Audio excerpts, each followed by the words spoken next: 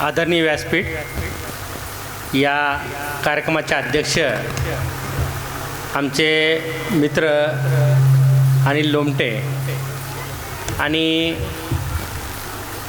ज्यांच्या कार्यकाळामध्ये स्वामी रामानंद तीर्थ वैद्यकीय महाविद्यालय रुग्णालय यांना पुरस्कारच मिळतात आणि त्याचं जे श्रेय हे सगळं दपाटे सरांना जातं.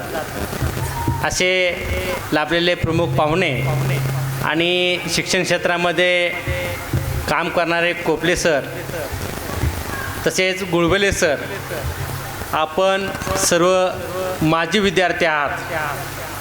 विद्यार्थी मित्रांनो आणि पालकांनो, मी दोन गोष्टी आपल्याशी शेअर करण्याचे प्रयत्न करत आहे. ज्यावेळेस मुलं चांगले होतात त्यावेळेस सगळ्यात आनंद आईवडिलांना होत असतो.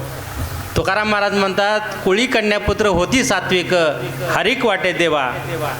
या उक्तीप्रमाणे जर आपल्या संस्थेतले पोरं जर चांगले गुणवान झाले तर त्याचा सगळ्यात जास्त आनंद कोणाला होत असतो तर ते संस्था उभा करणाऱ्या माणसाला. तुम्ही ज्यावेळेस वरी येत होतात आणि माझं लक्ष माधव जाधवकडं होतं, त्याचं प्रत्येक मुलाकडचं जे जाताना त्याचं लक्ष होतं, त्याच्यातला चेहऱ्यावरचा जो आनंद होता तो बघण्यासारखा होता. ही आनंद त्याला भविष्यामध्ये कोणतीही किंमत देऊन मिळणार नाही जर तो आनंद त्याला आज मिळाला. आम्ही सोबत शिक्षण घेतलं, सोबत वकिली शिकलो, सोबत वकिली केली, कधी एकमेकाच्या विरोधात वकिली केली, कधी एकमेकासोबत वकिली केली.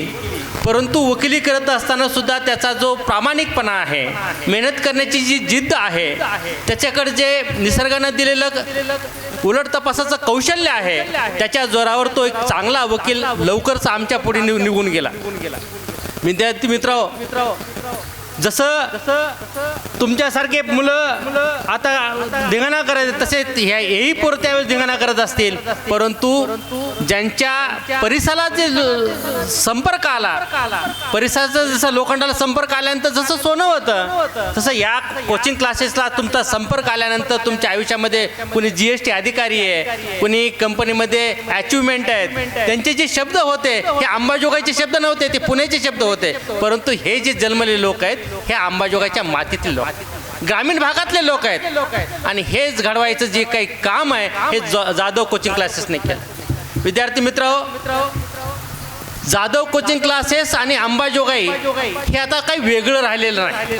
25 वर्षाचा जो प्रवास आहे हे काही शब्दामध्ये मोजता येत नसतो.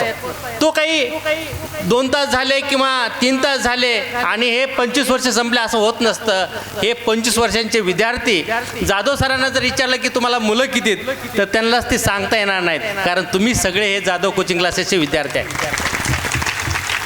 आणि या सगळं होत असताना माझी पालकांना विनंती, जे सध्या शिकत आहेत, जे शिकून गेलेले आहेत, ज्यावेळेस गाईला बाळ होतं, गाईला वाटतं की मला खूप चाटावं आणि त्याच्यावर खूप प्रेम व्यक्त करावं, परंतु वासराला चाटत असताना इतकं चाटणं की त्याच्यावरच्या अंगावरची कातडी निघून गेली आणि ते गाईचं वासरू हे आळ्या पडून त्याला जखम होऊन मृत्यू पावतो. इतकंही प्रेम करायचं नाही मुलावर, इतकंही प्रेम करायचं नाही मुलावर जितकं त्याला स्वतःला उभा राहता येणार नाही. म्हणून त्यांना जर उभा करायचं असेल तर तुम्हाला त्यांना स्वावलंबन करावं लागेल आणि स्वावलंबन करूनच त्यांना एक चांगला नागरिक घडला पाहिजे. विद्यार्थी मित्र, आता समोर बसलेले काही डॉक्टर आहेत, त्या डॉक्टरांच्या समोर बोलायचं किंवा काही रेडिओलॉजीसारखे म्हणजे विषयामध्ये PG करणारे पोर आहेत, त्यांच्यासमोर बोलायचं म्हणजे जबाबदारीने बोलावं लागेल. आणि याचंच भान ज्यावेळेस आम्हाला इथं बसताना कळालं की आपण ह्याला पात्र आहोत का. विद्यार्थी मित्र, हे सगळं जाधव कोचिंग क्लासेसमुळे होत आहे. माधव जाधव असा एक रसायन आहे, तो कुठंच थांबत नाही.